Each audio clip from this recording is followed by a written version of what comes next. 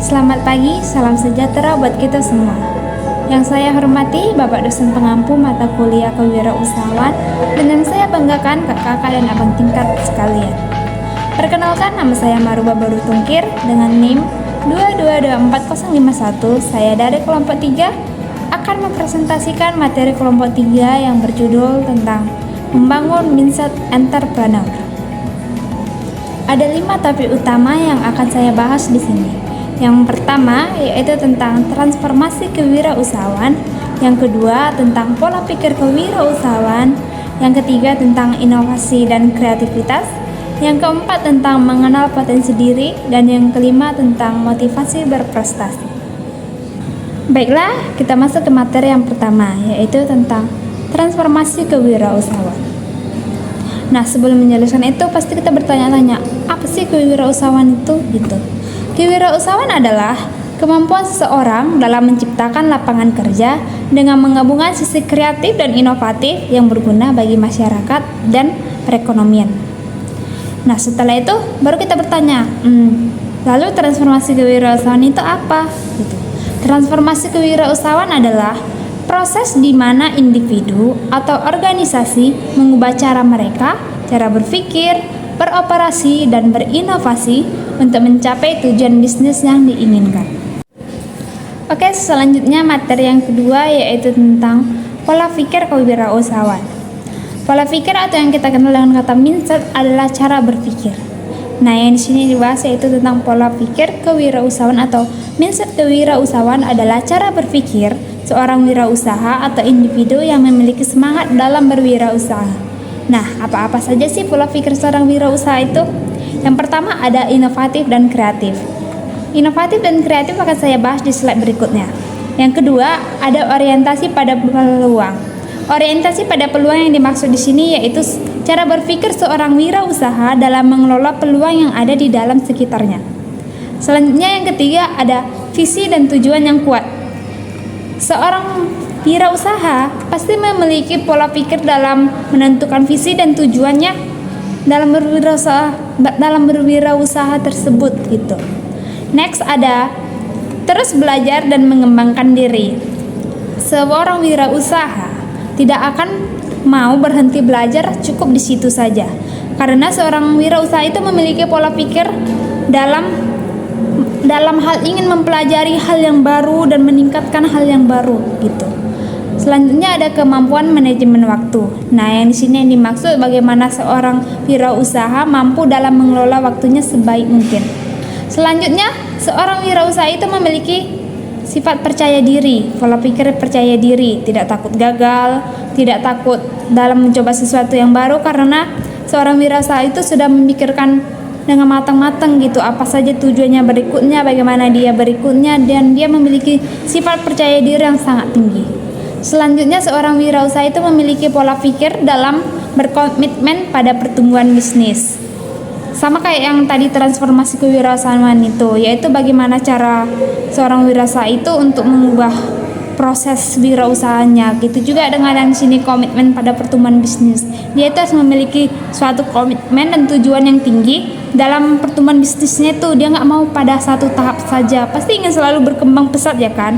Nah, itulah beberapa pola pikir dalam kewirausahaan yang bisa saya jelaskan. Baik, selanjutnya saya akan menjelaskan tentang inovasi dan kreativitas. Seorang wirausaha adalah seseorang yang memiliki inovasi dan kreativitas yang tinggi dalam membangun usahanya. Apa sih inovasi dan kreativitas itu? Nah, inovasi dan kreativitas adalah dua konsep yang saling terkait dan seringkali digunakan bersama-sama dalam konteks bisnis, seni, dan pengembangan produk. Namun, sebenarnya dua kata ini memiliki makna yang berbeda loh. Oke, yang pertama kreativitas. Pengertian dari kreativitas yaitu adalah kemampuan untuk menghasilkan ide-ide baru, unik, dan berbeda yang memiliki nilai atau relevansi. Ini mencakup kemampuan untuk berpikir di luar kotak, menggabungkan ide-ide yang tidak terkait, dan menciptakan solusi yang tidak konvensional atau yang tidak biasa ya kan.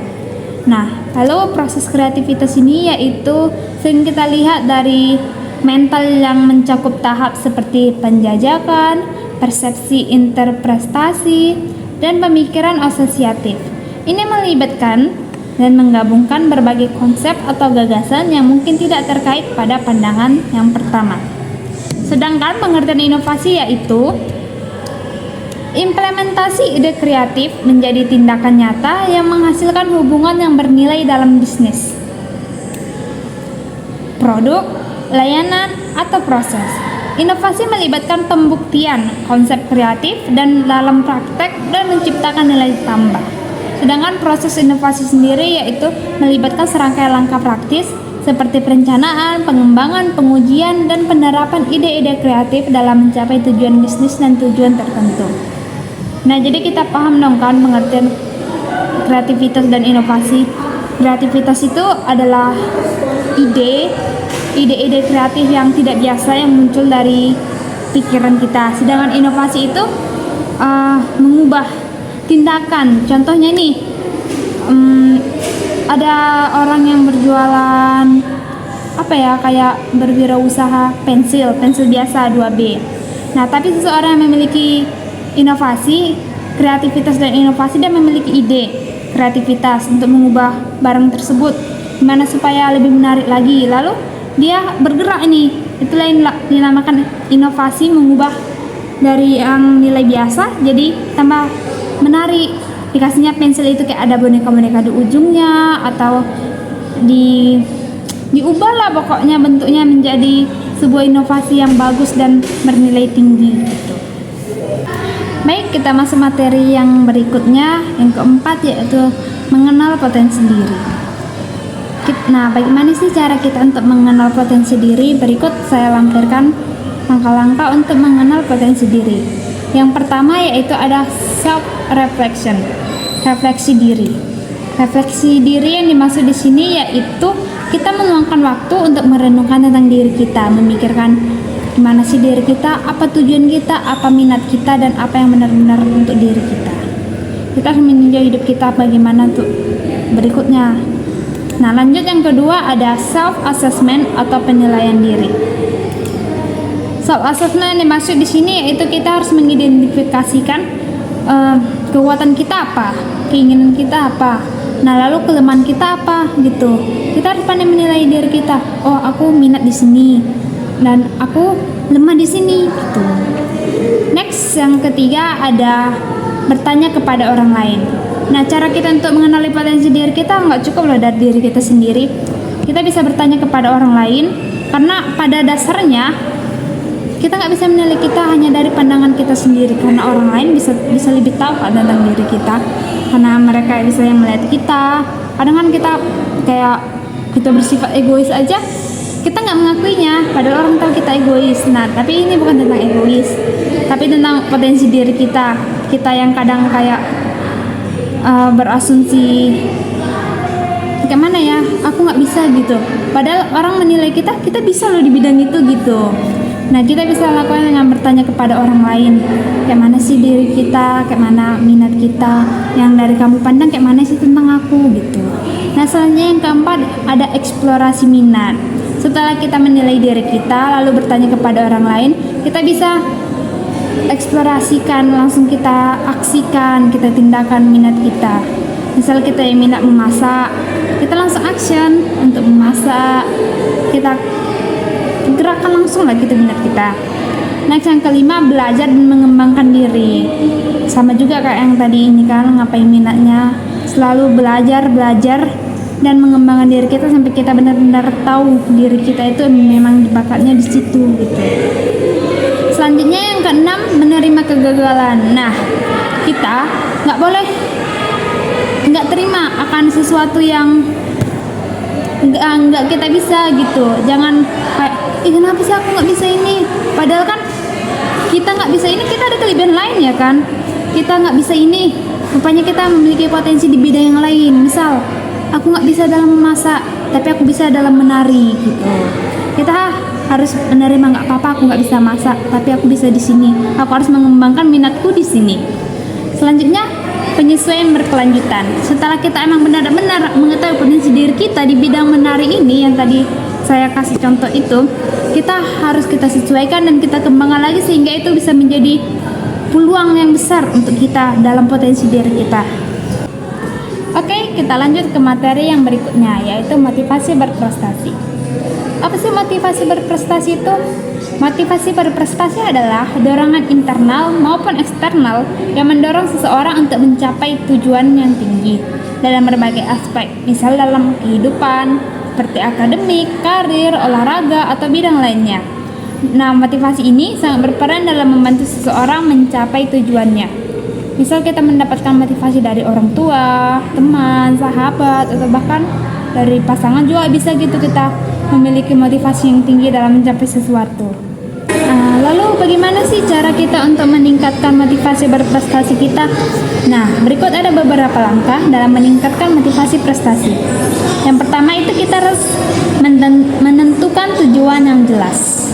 Tentukan tujuan yang jelas, yang terukur, yang spesifik, dan yang berbatas waktu. Tujuan kita itu harus memberikan arah yang fokus dan arah kejelasan dalam hidup kita. Next, yang kedua ada identifikasi nilai dan prioritas. Kita harus mampu mengidentifikasikan apa yang menjadi nilai dan prioritas dalam hidup kita. Yang ketiga ada ciptakan rencana tindakan. Yang dimaksud di sini yaitu buat rencana tindakan yang detail untuk mencapai tujuan kita dalam menciptakan motivasi, dalam menciptakan prestasi.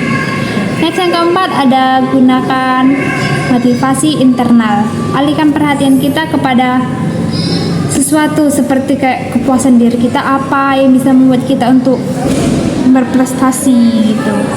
Selanjutnya, temukan sumber inspirasi. Kayak yang saya katakan tadi, sumber motivasi inspirasi itu bisa dari orang tua atau teman atau bahkan kayak orang-orang yang unggul gitu, kayak yang di TV-TV kayak ada dari kayak saya nih yang memotivasi saya untuk kuliah, semangat kuliah itu kayak dari orang tua saya ingin membahagiakan orang tua saya. Terus kadang saya merasa malas, tapi saya kayak melihat kayak mau di Ayunda bisa jadi seorang wanita yang berkarir yang tinggi gitu, jadi membuat saya semangat lagi. Kunci utamanya itu kita harus menentukan topik kita itu, objek kita itu untuk siapa dan untuk diri kita itu apa gitu. Nah, selanjutnya kita harus mampu mengelola waktu dengan baik. Memanajemenkan waktu yang efektif adalah kunci untuk mencapai prestasi. Selanjutnya, jangan takut gagal. Lalu, jaga keseimbangan hidup. Jangan lupakan aspek-aspek lain dalam hidup Anda seperti kesehatan, hubungan sosial, dan kebahagiaan.